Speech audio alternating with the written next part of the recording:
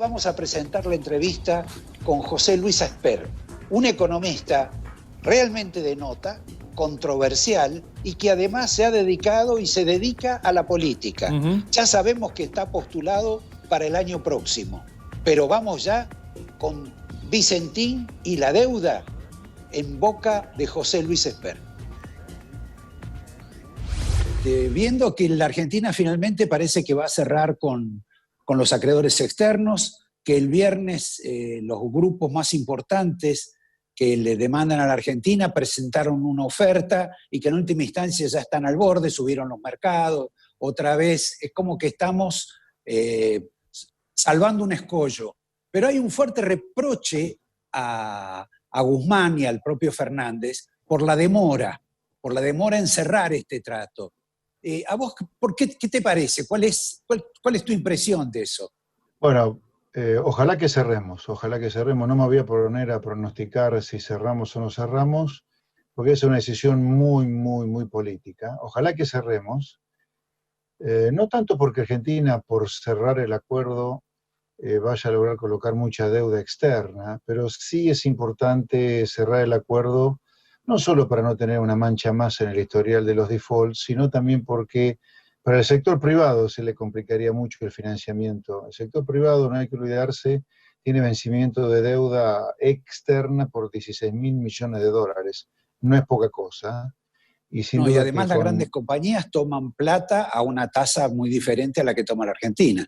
En realidad, Roberto, es bueno decir que Argentina está en default. Cuando hace algunas semanas decidió no pagar el vencimiento de deuda externa, y estoy hablando de la deuda externa nada más. Obviamente que ya estaba en default desde el año pasado con la deuda en pesos y desde hace meses ya con la deuda en moneda extranjera de legislación local. En lo que entramos en default hace poquitas semanas fue con la deuda externa, o sea, la deuda en moneda extranjera, legislación extranjera. Por lo tanto, si el gobierno ahora acordara con los acreedores, en realidad nos estaría sacando del default de la deuda externa, y eso me parece, insisto, crítico para las compañías privadas. Sería una muy buena noticia para ellas. El manejo, ahora, ¿por qué le reprochan? Muy poco profesional, muy poco serio.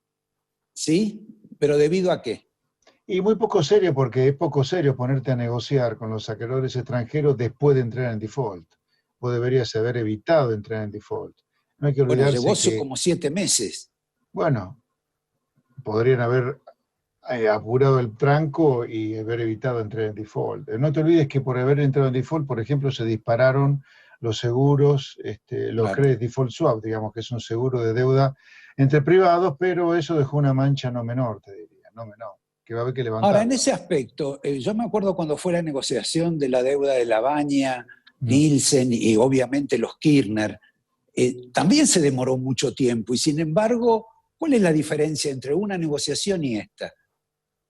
No, bueno, te diría, a ver, Néstor Kirchner recibió el país en default ya de 2001, hizo una propuesta inicialmente muy dura, vos recordás allá por octubre del 2003, sí, y se demoró 1 año y medio en salir del default.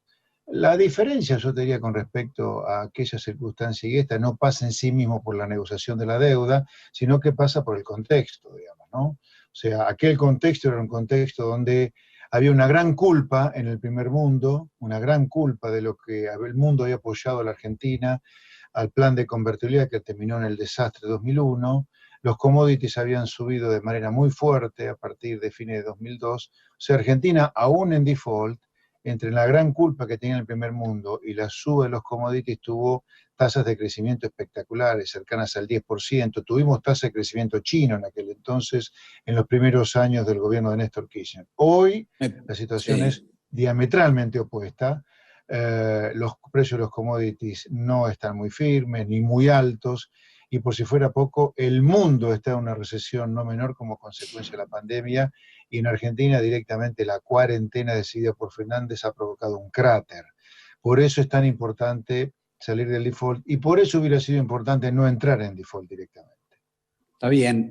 Ahora, si uno mira este fenómeno de la cuarentena o la noventena, en principio, que tenemos hoy, y estás viendo situaciones como la de Vicentini, la de empresas que van y quieren entregar su llave, aparentemente esto por lo menos va a demandar 3 meses más de cierta parálisis, de cuarentena adicional. ¿qué va a pasar con el mundo empresario? Porque lo de Vicentín ha sido una intervención, un intento de expropiación. El viernes el juez lo salvó al gobierno de esta situación, en principio, para buscar otra alternativa. Pero dentro de 3 meses de seguir este decaimiento general, me parece que va a haber intervenciones casi por obligación.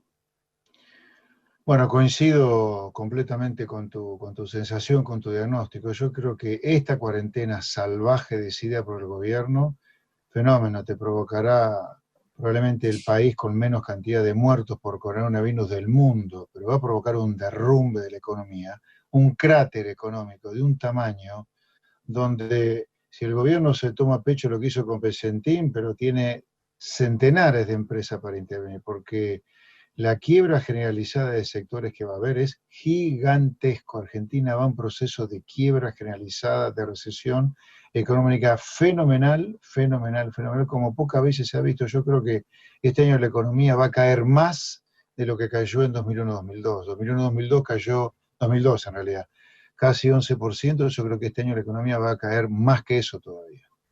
Ahora, vos me estás proponiendo en alguna medida una flexibilización de la cuarentena en el momento que justamente se producen, no digo más testeos, se descubren más contagios y en realidad aparecen algunas muertes más. Es como una situación contradictoria después de haber atravesado tantos meses de un modo riguroso o medianamente riguroso y con cierto éxito en materia de vida.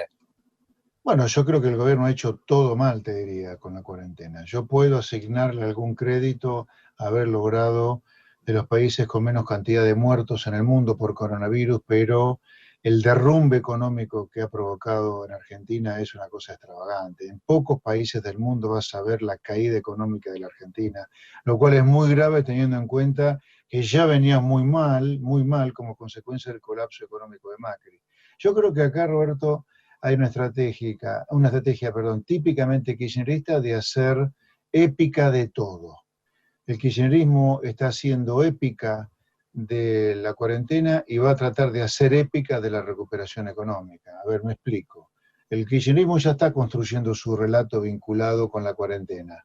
La crisis económica, si ocurriera, yo creo que es muy probable una crisis económica, es culpa de la pandemia y la eventual recuperación es gracias al gobierno. Ahora, cuando yo hablo de la épica de la cuarentena, lo que digo es, yo creo que acá ha habido un objetivo deliberado de testear la menor cantidad de casos posibles, de no testear a nadie. Argentina es de los países que menos testean en el mundo, para ocultar la cantidad de infectados.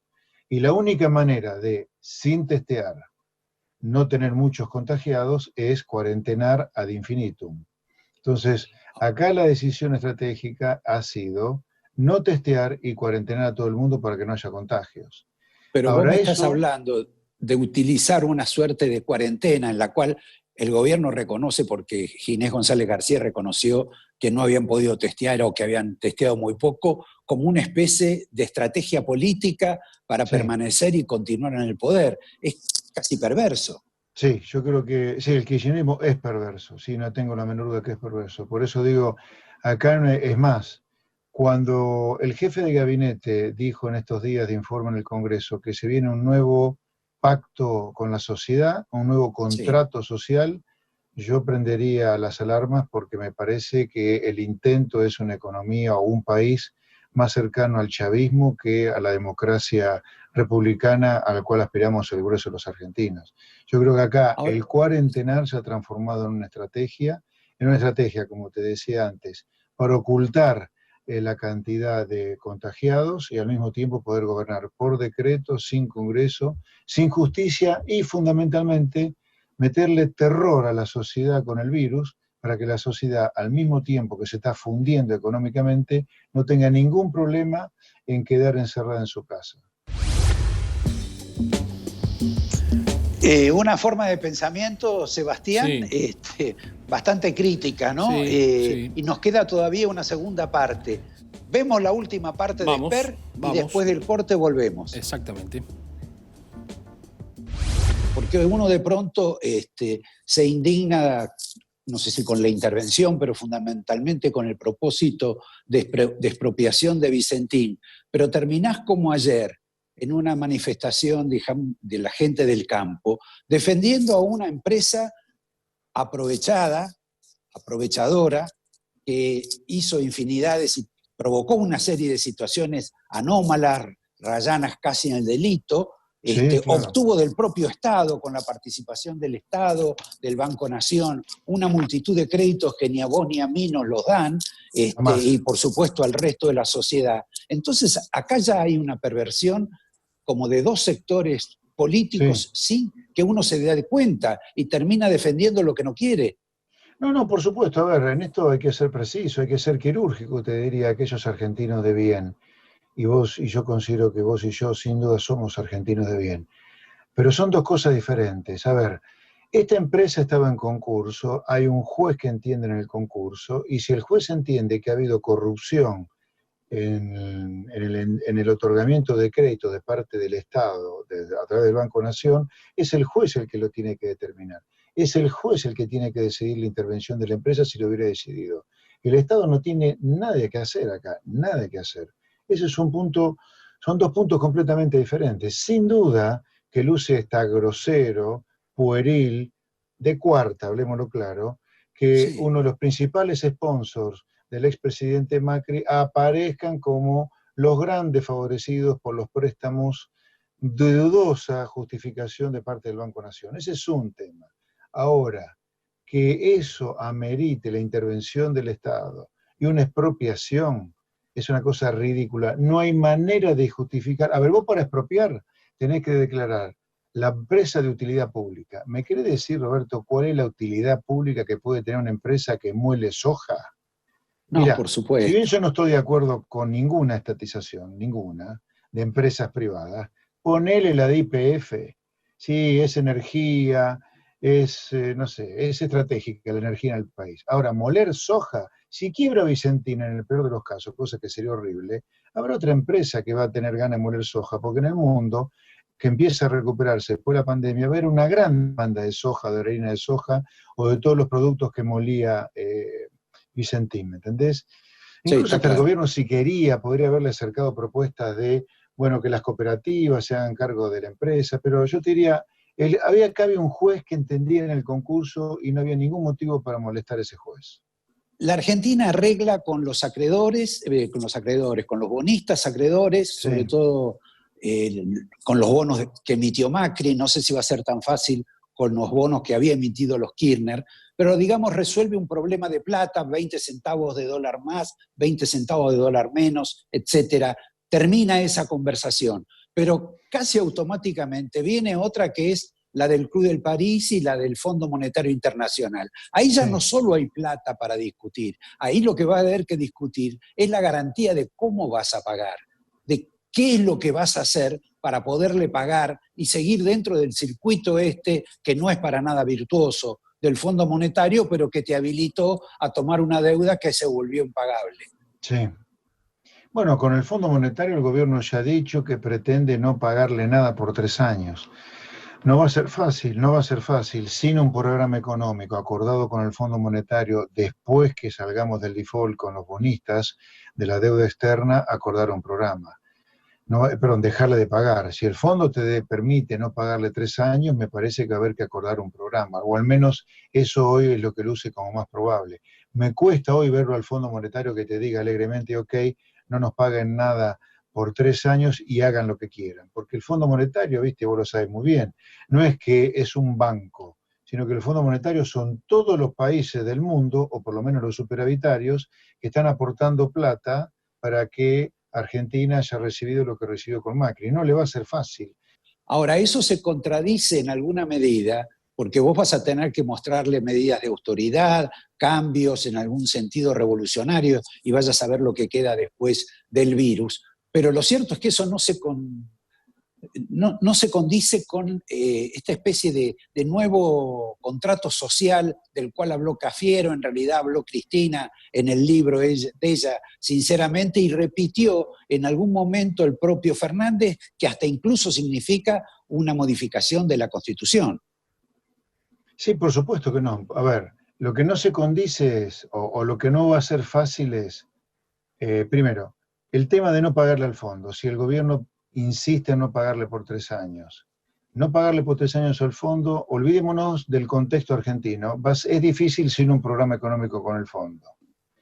Ahora, un programa económico con el fondo es difícil si el gobierno pretende un nuevo contrato social e ir a la Constitución socialista de 1949, si esa es la idea del gobierno. Es como que el ir a un nuevo contrato social te va a dificultar un acuerdo con el fondo y eso te va a dificultar que el fondo te diga, ok, no me pagues por 3 años. Por lo tanto, siguiendo la cadena lógica, si vamos a un nuevo contrato social, o sea, si vamos a la Constitución Socialista en 1949, probablemente no haya programa con el fondo y tampoco le paguemos al fondo. ¿Se animará el gobierno de Alberto Fernández a entrar en default con el Fondo Monetario por adoptar la Constitución de 1949? Gran pregunta, hacia adelante, ¿no? Bueno, convengamos, y con esto te despido y te saludo, que los Kirchner, tanto Néstor como Cristina, como el propio Alberto Fernández, siempre dijeron que estaban opuestas a la posibilidad del default. Inclusive, pensando de ese modo, uno debía entender que siempre debían llegar a una solución. Bueno, Ojalá que así te sea, saludo, ojalá José. que así sea.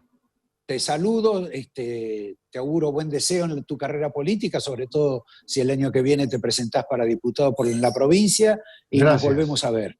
Un placer. Te debo el vino, ahora que te vas a mudar me tenés que dar la nueva dirección. Bueno, dale, abrazo grande. Hasta luego.